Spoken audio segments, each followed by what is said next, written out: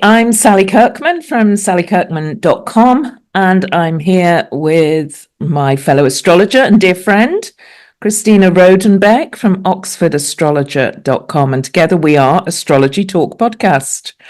And we're back. We've been away. We had a month off, so we were here last 2 months ago, and just trying to make sense of what's been going on the last 2 months is crazy bonkers, as everyone will know, probably out in the world and personally too. But we're here to talk about Scorpio season. But first, Christina, how are you? How's it been? Well, hello, Sally. Good morning. Good morning. Doing the crack of dawn. It is. With the day before we release this, that's how busy it's been. It is, yeah. I'm fine as usual. Sort of trunkling along. There's been so much happening in the last couple of months, personally, and on the world stage and everything. So I won't bore you with it all, but I will note, actually, just today and this week and last week, the amount of sort of electrical stuff going wrong and breaking has been really fascinating. And it's not a Mercury retrograde. It is, I think, to do with Uranus stationing, going backwards at 0 degrees of Gemini. Yeah. So Gemini is the communication sign, and it's an air sign, and Uranus loves being in Gemini. Oh my goodness. Right? Let's communicate with everybody. But Uranus is the sign of electricity, and it's amazing to me how this has just been really crunchy, and not just for me, but like for everybody. It's like everything kind of breaking down and needing to be kind of remade, including my car, which I'm so sad about. I hope it bloody recovers, because I love that car. Yeah. It's a very ancient Mercedes. And on that note, we both had to get new microphones, didn't we? Because we tried to record this podcast and it was like mine was buzzing. Christina's wasn't working. So, yeah, I mean, Uranus and Gemini, it's just like electricity going mad a bit, isn't it? It's quite frantic, I think, Uranus in Gemini. Very stressful. I mean, I'm also interested just with the what's been happening just recently is there have been quite a few important deaths, people actually passing on. And, there's this sense of change and turmoil and commotion, actually. And like some people, do you remember 2016 when all those very famous rock stars died? Yeah, I do. Bowie being one of them, wasn't he? Yeah, was that era? Bowie.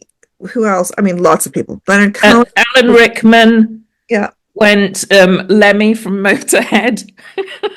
Yeah, that was a year when it was just like this clear out, right? Yeah. And like they were like, that's enough. We've done our job. We're off to the next one. I'm still annoyed about Prince, though. He was way too young. God, didn't Michael Jackson die that year as well? I don't know, but I don't. Maybe around that time. Okay, fact check. I'm making that up. But there were a lot of people who shuffled off this mortal coil, and I feel that there's a bit of that going on as well in 2025. It's not obvious because it's not the music people so much, but there seemed to be a lot of like, right, that's it, I'm done, I'm out of here. Yeah, and also, I mean, it was quite interesting that because when Pluto, god of the underworld, turned direct, which was kind of the 14th of October. I mean, that was a peak time. And also I heard from kind of quite a few people close to me about people dying on that. Yeah. Too. And it was an interesting one because also Venus, we looked at the astrology of it, and Venus was back at 29 Virgo, about to make that, connect with all the modern planets in that kite pattern, which we keep talking about. And that was the degree of the solar eclipse in September as well. So it was kind of right at the end, Venus at the end, and then Pluto turning direct. It was quite intense. And I had a client saying to me, it feels like eclipse season again. There's these endings going on. And I think it was the eclipse season kind of being kind of a reverberation of it during that time. And interestingly enough, it's the same eclipses as 2016 ones, but flip-flopped the other way around. Interesting. So yes, and that definitely I'll have that 2016 feeling. Mm. Yeah, Yeah, that's really interesting eclipses, though, isn't it? Virgo Pisces, yeah. because they're kind of they are Pisces is the last star sign. It takes you beyond the physical plane in a way. So it's Mm. kind of interesting set of eclipses that it's almost in a way it's a time to move on. Yeah, moving on. It's a moving on set of eclipses in quite Yeah. a way. And Mm.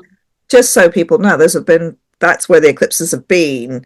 They were in September, but they were also in March, and there was one the previous September. So it's been a whole Yeah. period Pattern. of that. And then we're going to have a bit more Mm. next year. Uh, Mm. yeah, and then when Venus moved to 0 degrees Libra, we had the peace spectacle, Yep. so it came on to the point of that kite, which Mm. Venus is the planet of peace. Mm. Although, as we know, Venus is much more complicated than that. Mm. Um, in Libra, the sign of politics, and yes, it was like a peace TV show, wasn't it? Mm. Yeah. Yeah. It was. But an interesting time for it to happen Yes, astrologically. Really interesting time for it to happen. I did note as well that because I know Trump was very keen on the Nobel Peace Prize, or there was a lot of talk about that, and it actually went to a woman who was a Libra, yeah. Maria Corina Machado, the opposition leader of Venezuela, which I thought was quite apt as well during, It was the you correct know, choice, yeah. I feel. Mm. Yeah, well, you can't, whatever. There's, um, anyway, so that was interesting. And also, I noticed on that day, probably more pertinently, or as pertinently, there was a conjunction of the moon and Jupiter in Cancer, which is about the reunion of families. Yes, yes. Which actually was the good thing that happened on that day. Yeah. Around those days was that people Mm. being released. Yeah, and reunited. Yeah, Yeah. Yeah, that was, I mean, that's very touching, isn't it? And again, very fitting of the symbolism. yeah, being brought back to the bosom of the family. I mean, Mm. obviously, Moon and Jupiter, and just this is another point for this year, is that there will be a Moon Jupiter conjunction every month Yeah, there will. in Cancer, which is Mm. kind of a lovely. So the Moon is in its own sign in Cancer, Mm. so Mm. it's a very full emotional moon, and makes that conjunction to Jupiter, and you have even an expanded expression of that emotion. And this is happening for everybody every month. So Mm. it's an emotional year because of Jupiter and Cancer anyway, but Yeah. it makes it means that the lunations that are more intense. Mm. Yeah, and I think the other interesting thing about that, right now in particular, is that it's Jupiter's not working alone because it's in such a close trine aspect to Saturn in Pisces.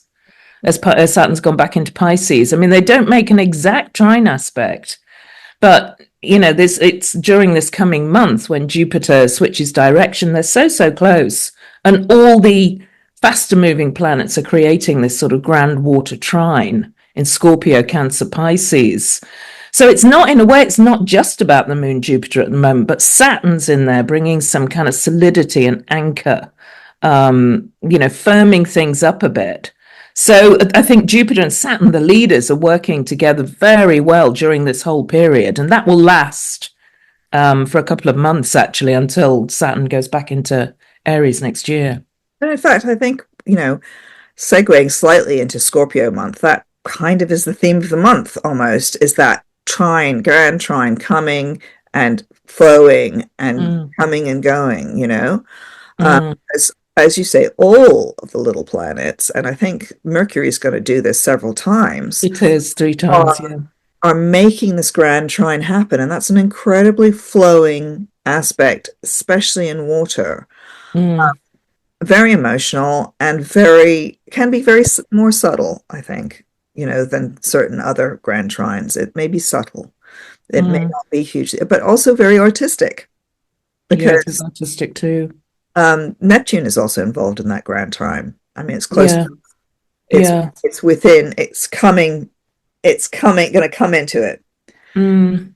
Yeah, Um, and I'm kind of hoping as well, because I mean the eclipse season, that Virgo Pisces eclipse season was tough for a lot of people. yeah. There was a lot of there were relationships splitting up. I had some mental crises going on around me, and I had to really step into a kind of helping, caring role during that period. But there was a lot of instability and chaos. And I'm kind of hoping that with this water trine going on, that there'll be more stability, a bit more solidity, that there'll be things put in place that contain and kind of help that overwhelm of emotion that I think a lot of people have been feeling actually. So yeah, hopefully that will be a positive influence moving forward. It could be, and just to cast it the other way, of course, is that as we know, astrology is kind of a neutral thing. It does what it does. Yeah. And actually, that just means the flow is very fast. It's like a grand water trine can be like when you take the dam out from a river and it's flowing around really quickly and you get caught in this loop. Mm. I mean, in a natal chart, it's often a sign that someone has talent, but it can also be a sign that someone's just gets stuck in this thing and going round and round and round. So Yeah. that's why a kite is so interesting when you get the kite that comes in Yeah. sometimes, and it gives the whole thing a forward momentum. Which we're not going to have with this Grand Water Trine. We're not going to have a kite pattern. That's not happening there. So yeah, I mean, we are moving into Scorpio season. And to be quite honest, Libra season has also been Scorpio season, because on the day the sun moved into Libra, Mars moved into Scorpio. So when I was looking back, I've been so busy during the last few weeks. It feels like, I mean, Scorpio can be intense, obsessive. I am a Scorpio, we know that. Yeah. But it can, this focus then, you end up kind of being focused on things and busy, I think, often during Scorpio season. So it feels like with that Mars in Scorpio throughout Libra season, we're already in it, and it's just getting more and more intense because the sun's moving into Scorpio on 23rd of October. And Mercury is already in Scorpio. So there's this real kind of crush of planets almost going on there. So yeah, intensity. I was thinking, looking at the month ahead, I thought there's a lot of intensity. That can be, again, it's how that plays out, how it gets channeled. And when you're talking about the Grand Water Trine, I mean, with all that focus on Scorpio, I'm wondering whether that will be that the Scorpio planets will hold it more, whether they can be the focus and they can kind of create something from that point. But I think the thing about Grand Trines is that they don't have a focus in the same way that's a certain other aspects do, like a T-square, or so that it could be the Scorpio, but it could be the Pisces, it could be the Jupiter in Cancer.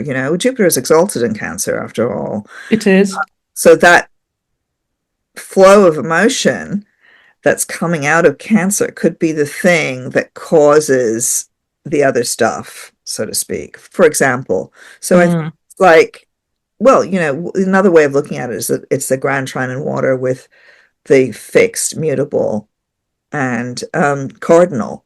That's what we have in each element. We have those three modes, right? That in which that water is working. So what does cardinal mean? It means the thing that begins stuff. It's the cardinal sign, and that is Cancer. And then the fixed sign is Scorpio, which is where we're going into this fixed Scorpio season, which is, as you say, it's a containing thing, steadying things like ice. If you're thinking about the element of water, the ice is that fixed Scorpio moment. And then Pisces allows it to flow, right? So you've got this flow going round and round and round between those modes. Very interesting moment. So if you have any planets in watery signs, especially, I guess, towards the end of, around 25 degrees, where that Saturn, Jupiter trine is, that's where there's going to be some things happening, but you may need to give it a little push as well, because that's the other truth about trines, grand trines like this, is that sometimes you need to push it to give it some momentum. Yeah, it's interesting what you're saying. I mean, for me, the Scorpio, I suppose I am a Scorpio, so maybe I'm seeing it from that angle, but I see, the Scorpio is the fixed bit of the Grand Trine. So if any sign's going to hold it together, it's the fixed sign. It's Scorpio that can kind of maybe channel that emotion more. That's where I'm coming from. We will see, and maybe it's going to play out differently for different people. Maybe it will be very different for different signs. That's what I'm trying to say, is that I think, I think the Scorpio may end up having to hold the Cancer's head in her lap, so to speak. And then, say if we were imagining a scenario, right, it would be the Scorpio being a fixer, maybe coming along and helping the Cancer, who's having an emotional crisis, right? That's what this Jupiter is. Yeah. Yeah. And then the Pisces coming along, and I don't know, what am I going to do? I'm the Pisces in this scenario. And I think that pray maybe that is, but it's also, that is Saturn in Pisces, right? Yeah. Saturn and Neptune. And Saturn has been in Pisces for a couple of years. It is, as you say, it is priestly, right? To have Saturn in Pisces in itself is priestly, but Saturn is also very fixed, is a steadier. It steadies the ship. And what's so cool about this is when you have Jupiter and Saturn working together in harmony like this, these are the two teacher planets. And what are they teaching us, right? And in general, as a sort of general question, what are they teaching us as they both in these water signs? And one of the things they should be teaching us is how to control our emotions, actually, how to recognize our emotions, have really big emotions, but they're also spiritual teachers. Yeah. So, Jupiter is also very priestly. Both of these planets can be priestly, and it's about that connection, the emotional connection to spirit is part of the story here, I think. Well, it's so interesting that you're saying this, Christina, because, I'm a Scorpio. When I was talking about helping, I've been in these helping, caring roles. One of the friends that I am helping at the moment is a Cancerian. So, when you say cradling, it's kind of like, and also, I mean, she's triple water. She's just got so much water. So for her, it's trying to put things in place that help her handle those emotions, and looking also at very practical things that she can do. So she doesn't get completely overwhelmed by the emotion, looking at things she can do, around self-care and the practical stuff. So it's almost like we're already, she and I are kind of in what that Grand Trine's all about. And I expect that, that role, that the roles that we're playing in that will continue to play out. I mean, just straight away, we leap into Scorpio season. We've got these Grand Trines happening with Mercury 24th, 25th, and with Mars on the 28th, 29th. So, the end of October, we're in this. We're in this period already. Yeah, and those are very active little planets, aren't they? When you get Mars involved, that means action. And when you get Mercury involved, that means action. And we're going to have a speeding up. Yeah. Well, because both of those are very fiery, they're fast, even though Mercury is slowing down, by the way. So another big theme of November is the Mercury Retrograde. Yeah. But it's in Scorpio, and it's going to hit this Grand Trine. Is it 3 times? I think it is, isn't it, right? Yeah, 3 times. So we get this hastening as at the end of October, running up to Halloween. This of the action of this watery Grand Trine, at the same time as we still have the big pattern going on. We do. Neptune moves back into Pisces, doesn't it, on the 22nd of October?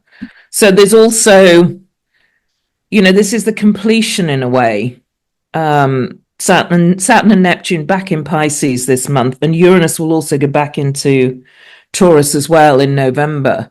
So it's almost like there's a completion going on. They're going back to complete something from the signs Pisces and Taurus, and then they start over next year. January, February, Saturn and Neptune move into Aries, and in April, Uranus moves back into Gemini.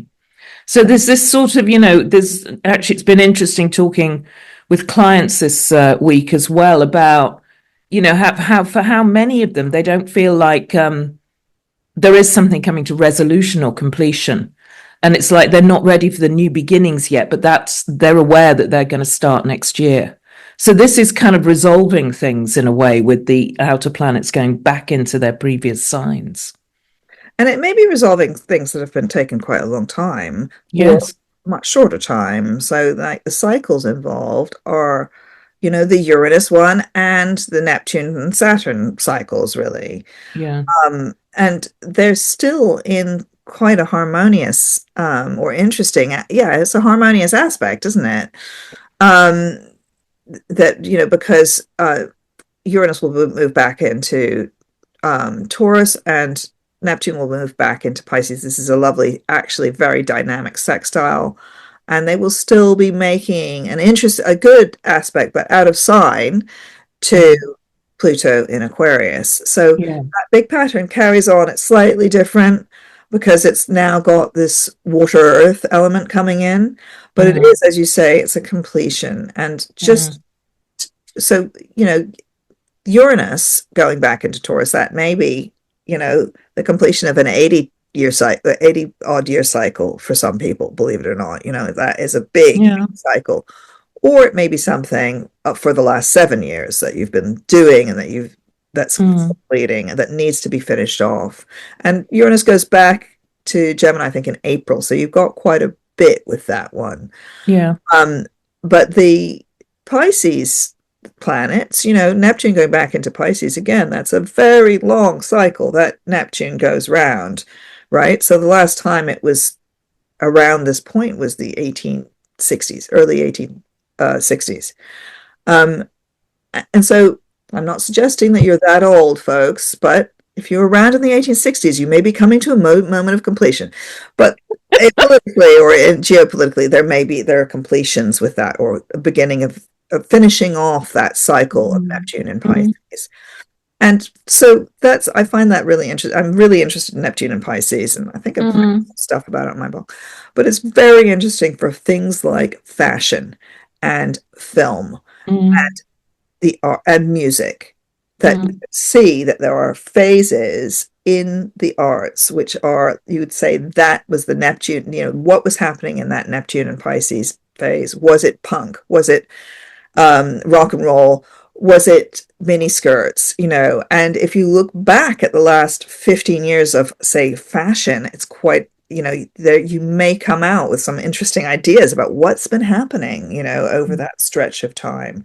A lot of it that we've been talking about has been like fast fashion or slow fashion, recycled, so there are big themes that have come out. And, looking at people's shoes, obviously, because it's in Pisces. So that 15-year stretch is now completing. We're about to start something new, but there's some final bits. It's like you've made a beautiful dress and you need to do the hem now. Yes.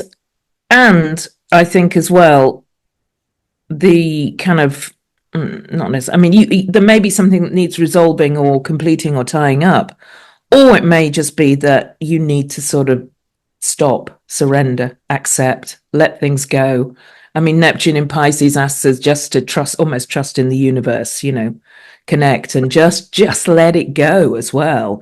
Just let it go, just relax and rest. And then next year, move forward again. So yeah, it's how it depends on, in the context of the person's life, as all astrology does, how it's going to play out, how that symbolism of Neptune and Pisces is going to play out. And wouldn't you say, I like what you're saying about just stopping, right? I think that's true. There's a lot of stuff. It's like you can't finish everything off neatly, like hemming a dress. Your hemmed dress, you may have to just pin it up, okay? And I think that the stop, wouldn't you say, this is a question really, that sense of like, right, stop, let it go, is very much accentuated by the Saturn presence. Yes. Saturn says stop. You Yeah. know, you don't have to, do complete it as well as you can. Mm. You should finish it and move on. And Mm. sometimes that means, this is for Virgos especially, Virgos and Libras, Yeah. not completely perfect. Okay, guys, Mm. move on. Good And enough is good enough, which should be the Virgo mantra. I mean, that Virgo Pisces axis, good enough's good enough. Let it go. Don't worry about it. Overly worrying doesn't fix things either. I mean, that's such an important Virgo law, isn't it? yeah, and with the South Node in Virgo as well, Virgo's, we're letting go of some of that Virgo Mm. anxiety, and anxiety is such a prevalent feeling that we have in the 21st century, that Yeah. feeling of anxiety. Yeah. And something that I would say also with that, for me, if I look back at the last 15 years with Neptune and Pisces, the most important symbol of that is the smartphone. Yeah. It's a mirror of, like, we all have a magic mirror that we carry around. It's basically a piece of magic where we look into a magic world that's not our world. It's another world that we're looking at through the smartphone. And we carry it in our pockets. I mean, it's incredible, really, the smartphone, when you think about it. But this period of that, the arrival of the smartphone, of this little chip of magic, is finishing now. And maybe some of us need to let go of that smartphone.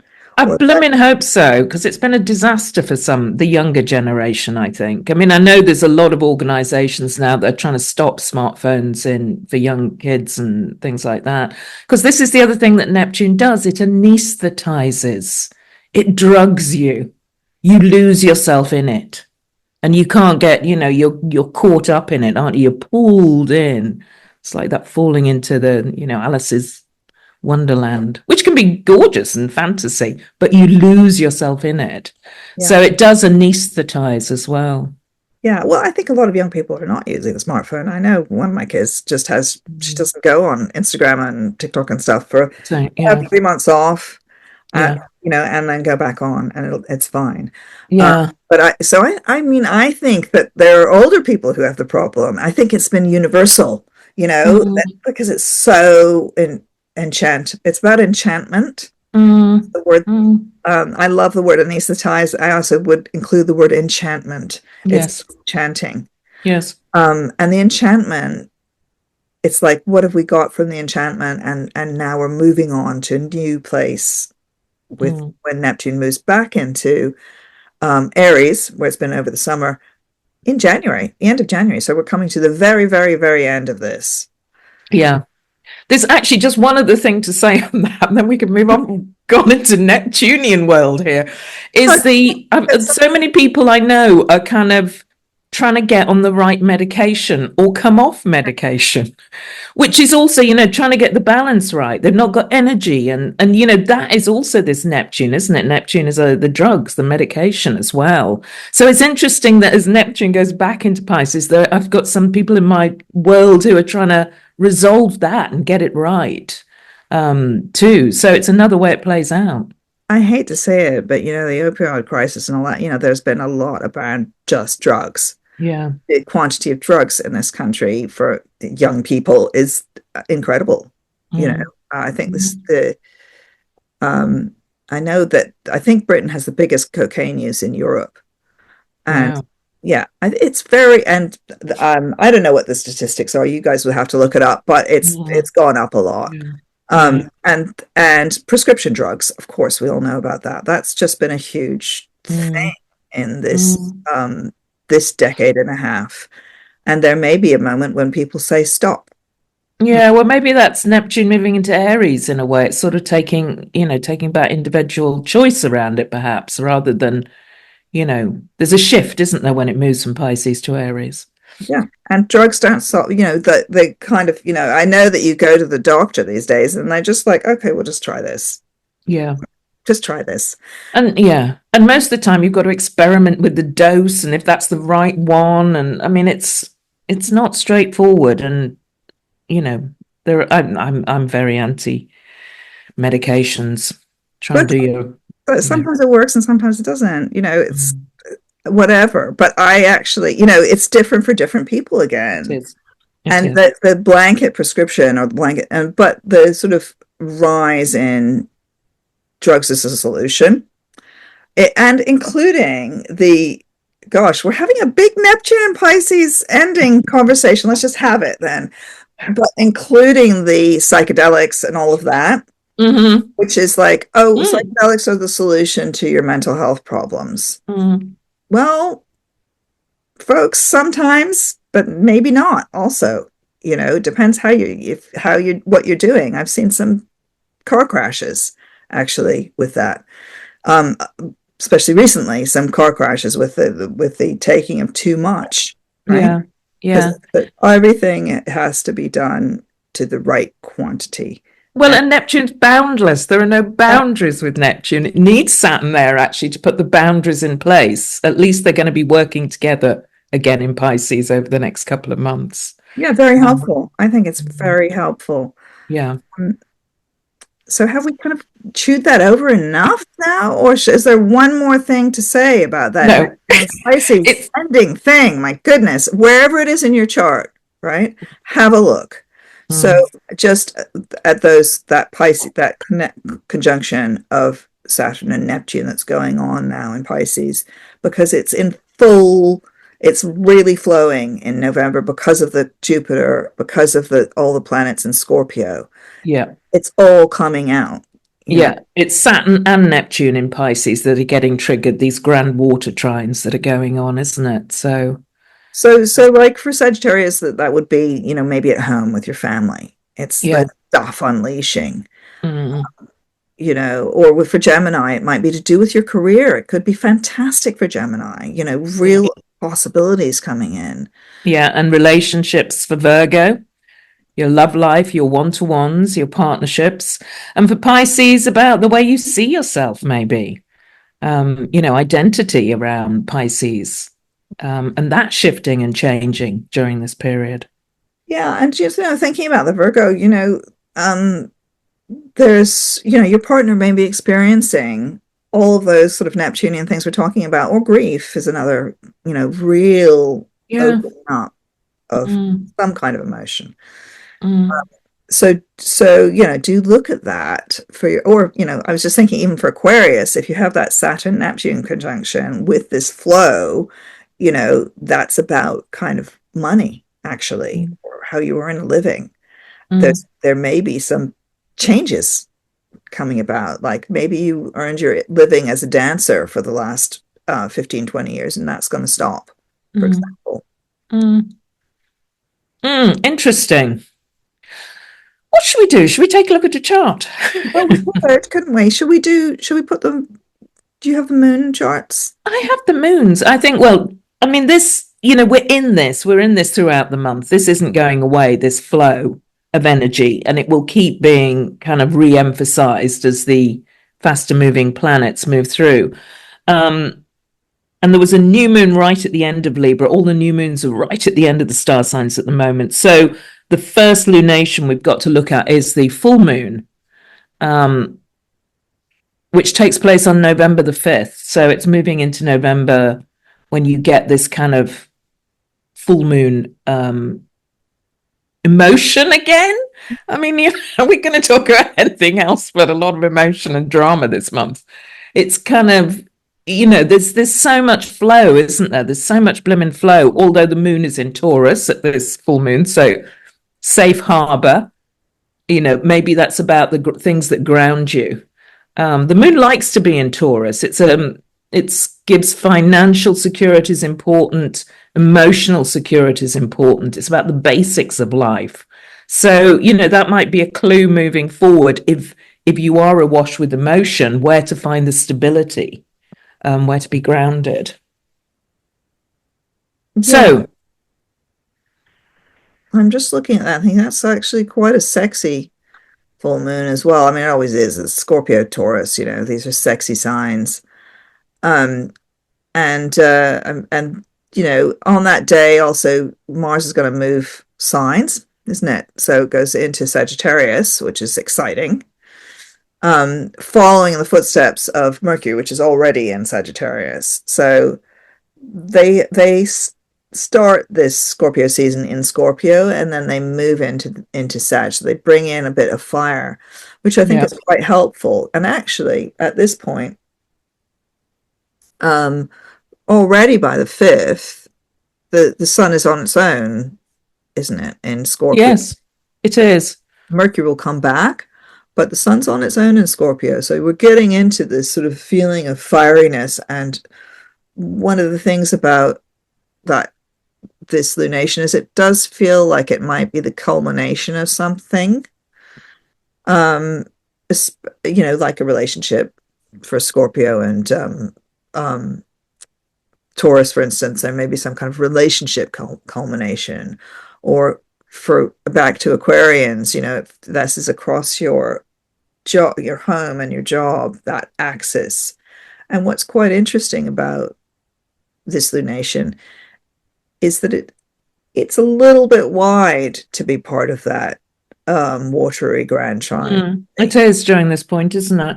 Yeah. I mean, the thing that's really in that watery Grand Trine is Lilith, who's been in Scorpio for months now. She spends 9 months in a sign. And there may be I think that there's something about secrets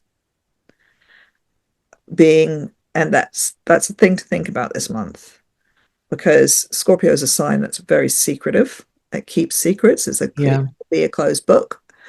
And Mercury is going back into Scorpio. So secrets are going to come out when that happens. When does Mercury get back into Scorpio? Do you know? It gets back in on November the 19th. So it turns retrograde on November the 9th at 6 degrees Sagittarius. So it's really almost stationing at this full moon. And then it goes back in on the 19th.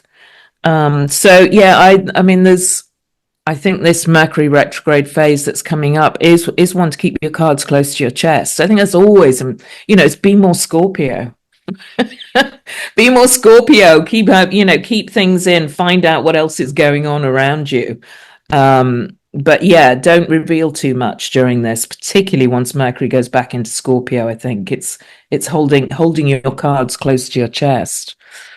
It's very good for investigation, though, isn't it? It is. Detective. Get your detective hat on. It's great for research.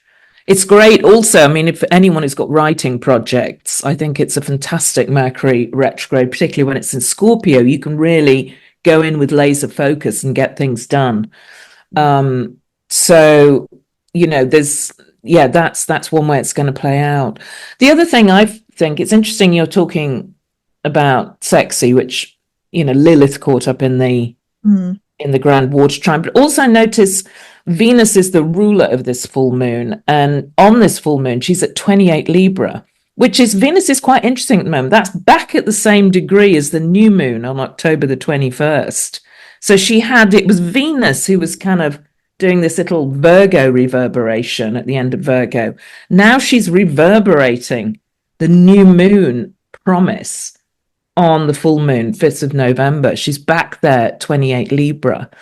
So, that's really interesting for Libra. What's that about? What's kind of coming foreground? With Libra, it's often about relationships, isn't it? They're either in a relationship, out of relationship, or wondering about relationships, usually Libra, or talking to other people about their relationships. So it could be an important full moon in a way to put a spotlight on what's going on in your love life or your relationships for Venus.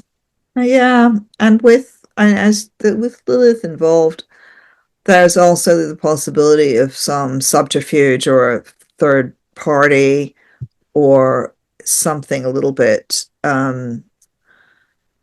adultery. It's like it's not straightforward. And I feel also that Venus in Libra makes a very unstraightforward aspect to Neptune as well around then. So it's not like, this is not love affairs that are all flowers and perfume and Chanel No. 5 and all that.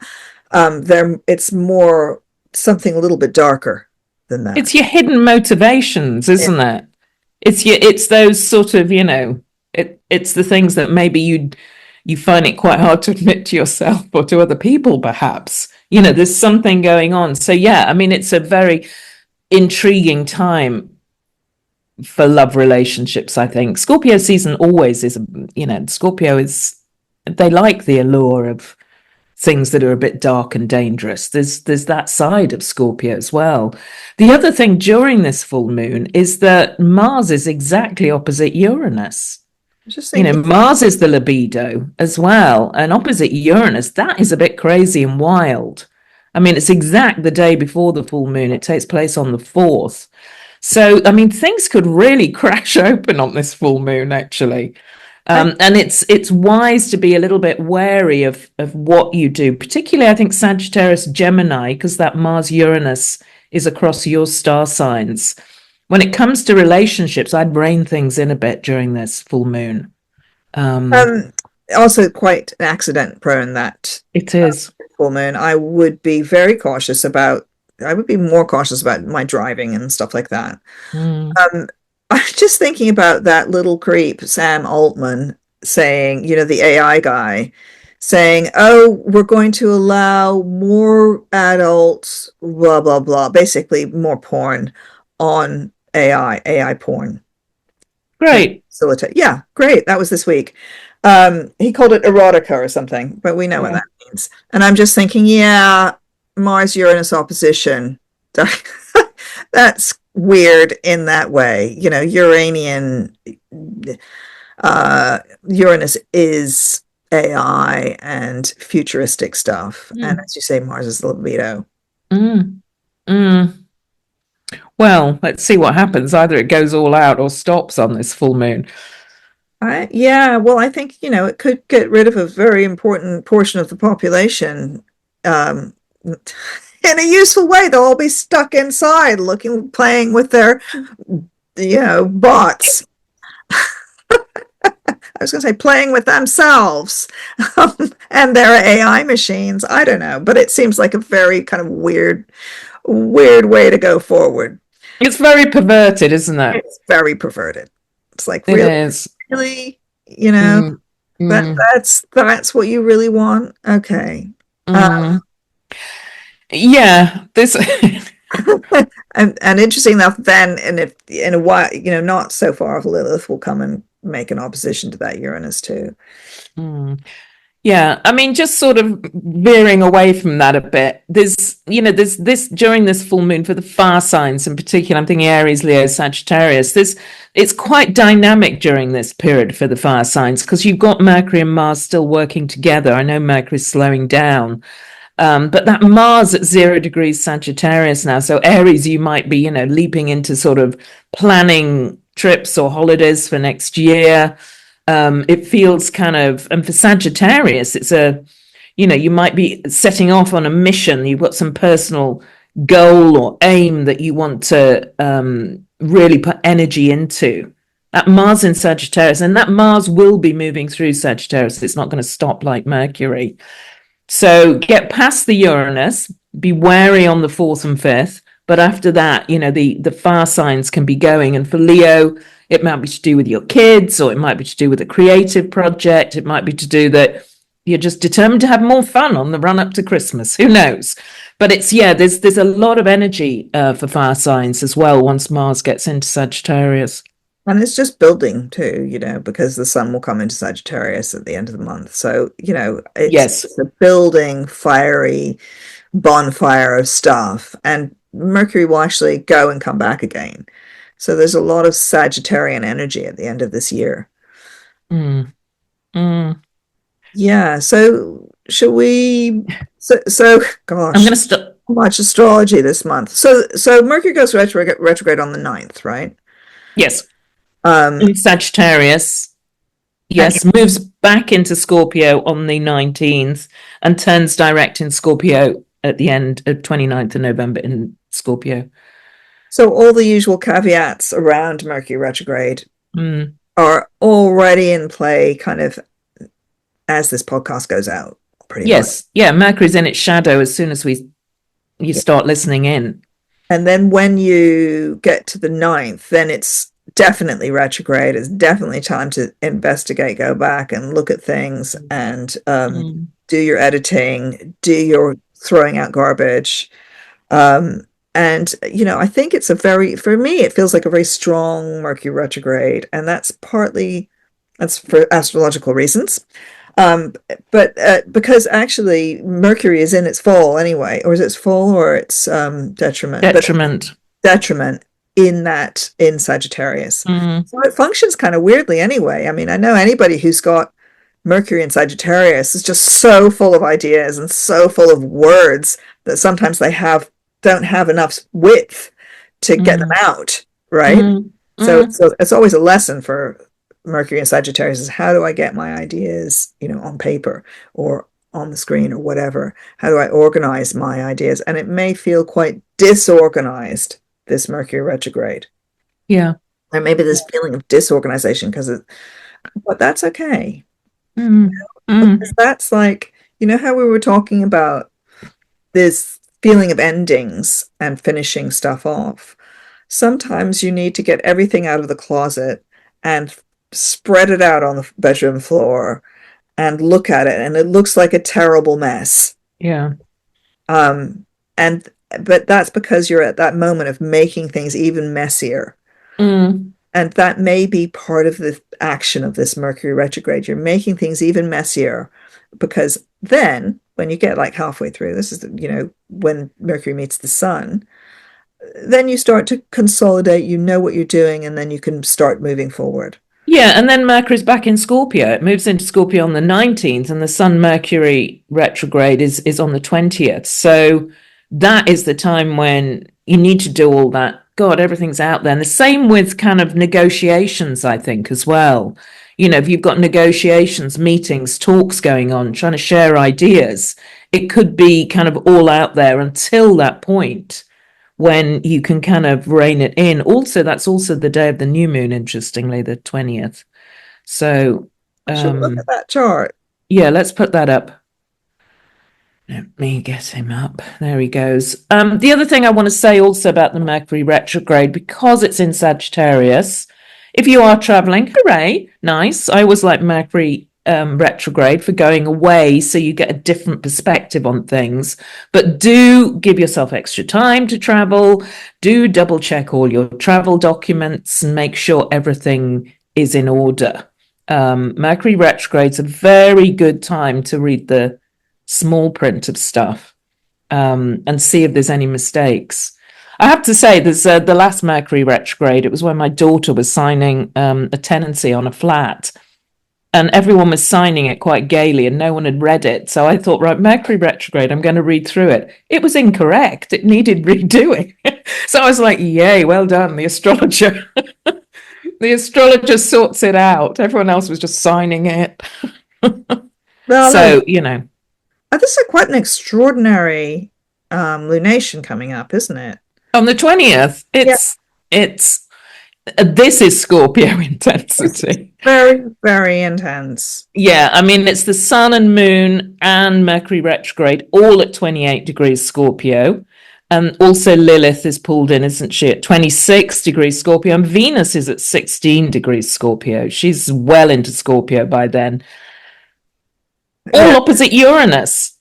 And trining, you know, trining Neptune, like very precisely.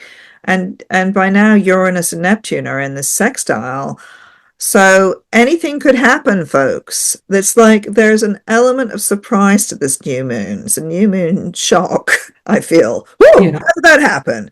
You know, well, better start again, you know, so it's interesting to me, back to this idea of secrets, and secrets coming out, finding lost. It's very good for finding lost objects, by the way, when especially Mercury retrograde, but especially when it goes back into Scorpio, I think. Finding, you know, the thing, or the lost money, or finding a bit of, you know, did I really have that little pot of savings there?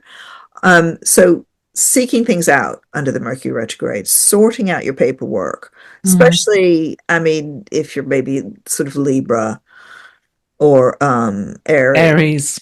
you know, these money things. There may, and very much Aries, there may be something under the floorboards that you missed that's really Yeah. useful. Yeah. And it is the Taurus Scorpio axis is linked to money as well. It's linked to money. It's linked to the markets. So, you know, this could be a crazy time. It's probably, and also we've got the Mercury retrograde. So, you know, again, another thing to do perhaps before Mercury turns retrograde is check out your finances, check everything's sort of safe and secure, and you've not, you know, you've not missed something, because this new moon is kind of, it can go, okay, sorry, taking it away. That's what it feels like. It's like a reset button. Yeah. SARS. And besides, you don't need that anyway when you're moving into the new era. You didn't need all of your savings. Not to get put the B2 thing, but actually there's a surprise in there for sure. There is. And then, you know, and so we're right in the flow of this grand water trine here as well, which is all month, to be honest, because Mercury is just, as it goes back and forth, it's connecting with all the slow moving planets. It's creating these trine aspects constantly. So, I mean, it's therefore it's likely to be quite an emotional new moon. And also with this, for me, it's like if something happens, if someone, you know, that Uranus, maybe for Scorpio, someone lets you down, then where's your support in place as well? I think it's important to look at where your emotional support is in place. Who are the people you turn to, so, you know, a shoulder to cry on actually at this new moon, it feels a bit like. And they're there. I mean, that's the thing about this, is that there's help. Help is at hand. Help is at hand, yeah. It's not, you're not on your own in this. It's like, you know, the group works, or at least the, you know, the individuals. It does look interesting for Scorpio relationships, doesn't it? A slight surprise. It could be a surprise. Cool person comes into your life and you have to rethink who you actually are and your attitude. So, you know, you always thought that you were going to be going out with a professor of philology, and you find you actually are very attracted to the man collecting your garbage on Fridays. Sally, what? Right, I'll have my eyes on the bin men moving forward. Someone very unexpected, isn't it? Just Christina, you say that the bin men have just gone past. They're collecting the bins now as we speak. Is there? Well, yeah. I can't see, the trees are in the way. Yeah, this new moon, and also then because what happens is Venus will create the Grand Trine as well, which is on the 26th, and there's a Mercury retrograde Venus conjunction on the 25th. So this whole period is kind of, it's quite passionate. It's passion. There's passion there, isn't there? There's desire there. It's like, who's the person who is just fantastic in your life at the moment? So and you know, that might play out for all the water signs in a way. Who really is there for you? And I would suggest also that just in general for Leos, Scorpio season is often really important because it's about your home and family. And all of so the new moon is in that home and family sector, and there's stuff happening there, and Uranus is going back into your the top of your chart. So career and status are changing, and they have been changing gradually over the last 7 years. That were like in jumps because of this Uranian transit through Taurus. And now you're in that, as we were saying, this final bit of that, but this new moon is very connected to that final bit. So it's like people in your family may be seeing you in a different way. You know, I'm thinking about, well, just to say, and also Aquarius, this is very relevant for, yes, isn't it? But in a different way. I mean, Scorpio's Aquarius's career, and Uranus is there. Maybe that you're moving home to follow, you know, your career path on this new moon. There's a lot going on when you get the right people on your side and when you play your cards right. I mean, let's not forget Mercury's still retrograde at this new moon. So it's not that obvious when there's a Mercury retrograde. You have to be a little bit, I want to say Machiavellian Mm. with all that Scorpio energy. I think also for Yeah, Aquarius, is there's maybe a reshuffling of personnel at the top. yeah. That's what's happening is like, so your company is reshaping itself. Mm, And it's not quite clear how things are gonna fall, but it's big. It's a mm, big deal. And so, one scenario would be your company's reshaping itself and you have to move countries because of it. That would be this something around this new moon, something like that for Aquarians. Um, Obviously that's a matter, that's not going to be like that for every single Aquarian, but it's something quite big is shifting. mm, Um, it's a, and then for Geminis, that's also, speaking of like air signs, how does this work out?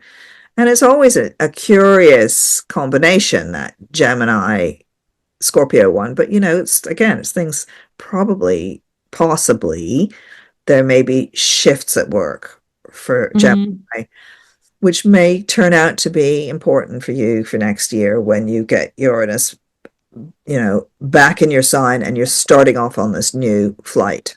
Yeah, Gemini. I mean, I have, being a Scorpio, I have loads of Gemini friends. It's a real kind of soulmate connection, Mm. that Gemini Scorpio connection.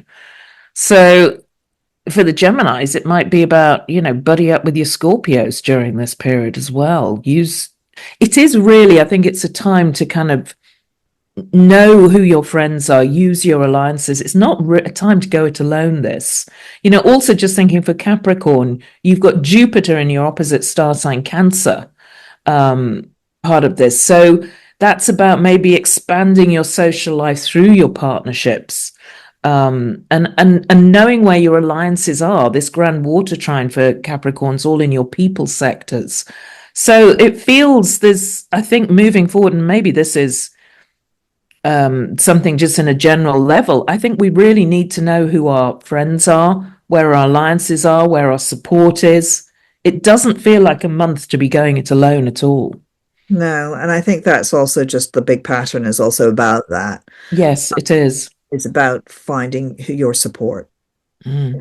and not, yeah, as you say, not thinking, oh, I have to do this all myself, which is a very kind of that's a very 21st century thing, is to think, oh, it's just, I have to do it me, how we these days.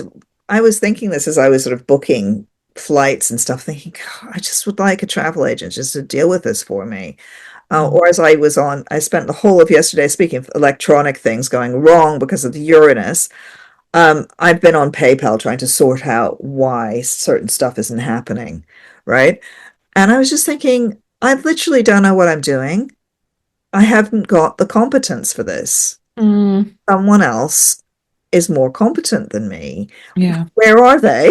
yeah. And I think one of the things that's really useful with certain patterns at the moment is knowing the limits of your own competence Mm. and thinking, Mm. right, I can't do that. Mm. I cannot fix my car. I And, need to and get the mechanic.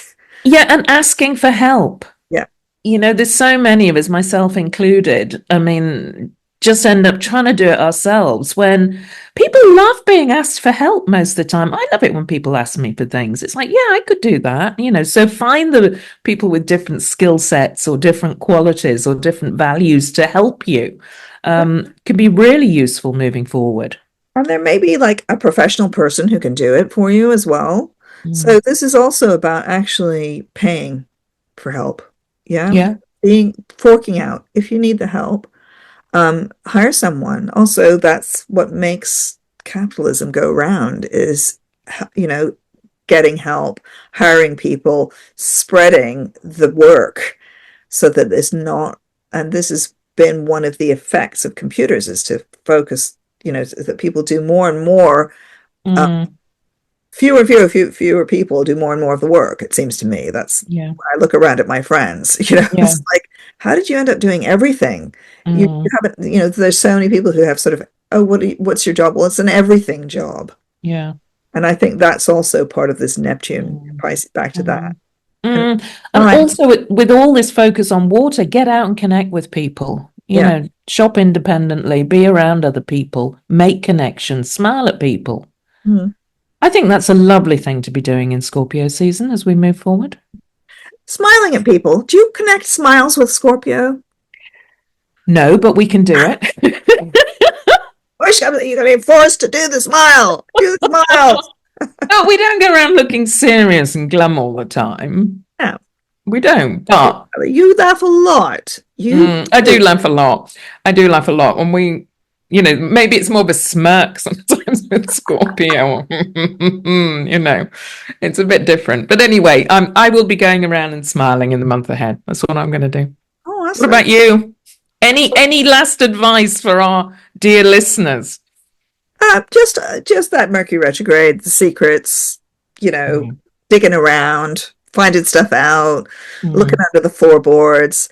And, you know, just remember that this is all very emotional stuff. Yeah. When your emotions are flowing, it's fantastic for artistic stuff, creation, music, blah, blah, blah. And going to see live music or fantastic. in the creation of joy. Yes. And be in real life. In real life. Not just binge sets. Well, you're allowed to do that too. Yeah, well, it says the Pisces. Who loves them. Yeah, I do. I've just binged Riot Women, which I really enjoyed. Oh, yeah, so that's on my list. It's on Women of a certain age. Yeah. Yeah.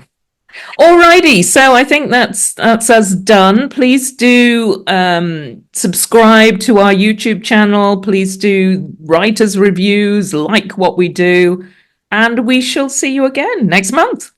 Ciao, ciao. Bye.